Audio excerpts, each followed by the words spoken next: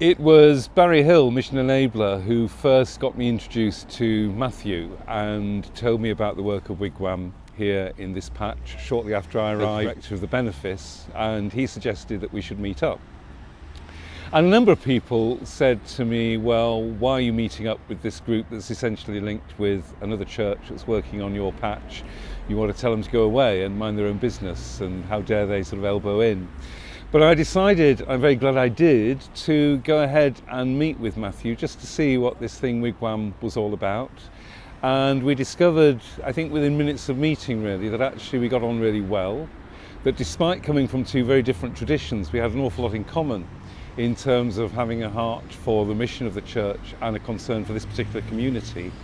And so we've been working together very successfully now for the last couple of years. We began by offering our church room to Wigwam as somewhere for them to hold their pop-up cafe, because they were looking for facilities to do that, so we offered them that. And since then we've worked together on a number of projects, and I hope we've been a great support and an encouragement to each other. And certainly from my point of view, and I think most of the folks in our parish, we regard it as a very positive relationship and a very good working partnership, and we wouldn't be without it.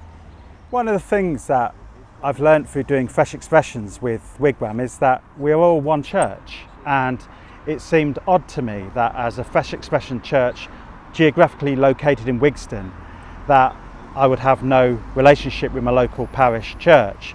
So we were operating for about 4 years really before having anything to do with All Saints and the benefice of Wigston.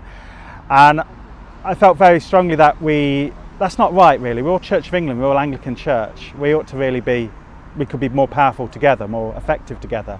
And it became mostly to a head for a very practical need that our homes were no longer big enough to host some of our outreach events. We were doing social and spiritual worship events together.